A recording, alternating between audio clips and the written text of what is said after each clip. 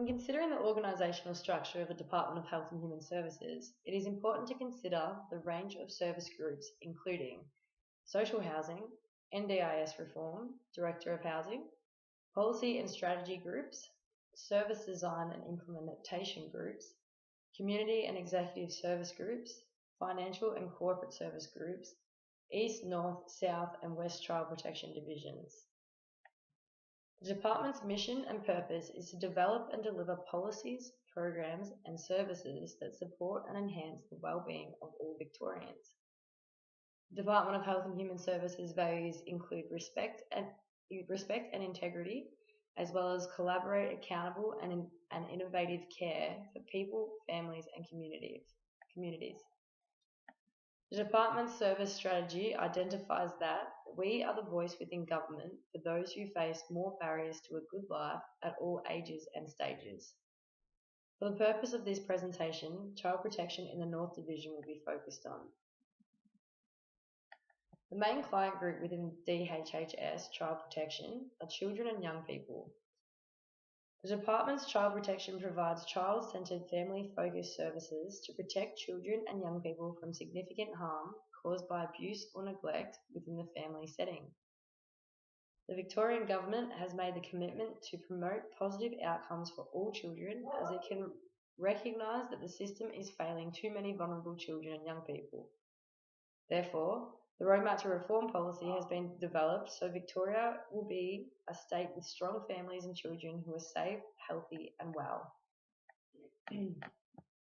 Child protection follows and promotes the Child Wellbeing and Safety Act 2005, which provides a framework for promoting positive outcomes for children, including giving all children the opportunity to reach their full potential and participate in society, irrespective of their family circumstances and background.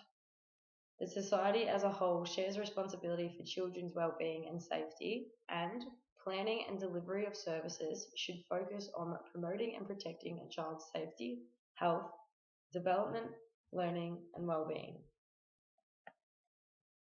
The role of the Child Protection Service is to receive reports from people who believe a child needs protection from abuse or neglect, to provide advice to people who report cases of child abuse and or neglect, investigate when a child is believed to have been or is at risk of being abused or neglected, refer children and families to services in the community for additional support, and take matters to children's court if a child's safety cannot be guaranteed within the family.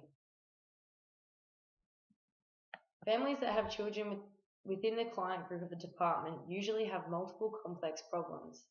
These include the co-occurrence of domestic violence, which represents 40% of issues within the department's client group, parental substance misuse, including alcohol and drugs, which represents 25% of cases within the department's client group, alcohol abuse alone, which embodies 21% of the department's client group, and mental health problems, which represents 15% of the department's client group. Parents may also be struggling to come to terms with their own experience of trauma and victimization, which is later passed down to their own children. Interrelated key risk factors, such as these, may result in a children's needs being unmet and children being at a heightened risk of abuse and neglect. Children are particularly vulnerable in families with multiple complex problems, with abuse and neglect causing cumulative harm, producing a profound impact on children, and diminishing their sense of safety and well-being. Families in which parents present with these problems are often situated within a wider context of exclusion, isolation, and disadvantage at a structural level. This may include housing instability, poverty, low education, social isolation, and neighbourhood disadvantage. Social exclusion manifests throughout multidimensional and interlinked problems. Child protection don't have the power to end poverty and social exclusion. This issue requires a systematic response with a focus on the causes of structural, relational, and distributional disadvantage that contribute to exclusion. Child protection practitioners working with families with multiple and complex problems need to recognise the whole experience of parents and children. Child protection's response to these families includes making assessments in order to examine how such problems affect parental capacity and parent-child relationships. An assessment on parenting capacity requires the identification of how the unique groups of problems impact on the safety needs for the children. This may be done by assessing parent-child interactions, the quality of the home environment, the parent's perception of the child's behavior, the parent's social support networks, and the parent's ability to solve problems. It is also essential to gather an understanding of the children's knowledge and awareness of parent problems. Practitioners will explore the extent to which children are aware of these issues. This will inform the assessment and in some cases be a powerful motivator for parents to change. A further response is to plan an intervention strategy. This includes referring the family to a different service or professional for each problem. An effective intervention is planned and purposeful, based on a comprehensive assessment and staged to meet the family's needs. Maslow's hierarchy of needs is a theory that can assist in the planning of an intervention in practice. Maslow highlighted that humans have a natural drive to reach their full potential. However, this can't happen without the basic needs first fulfilled. According to Maslow's theory, parents are unlikely to be able to focus on their intimate relationships and connections with their children if their survival and safety needs are not attended to first.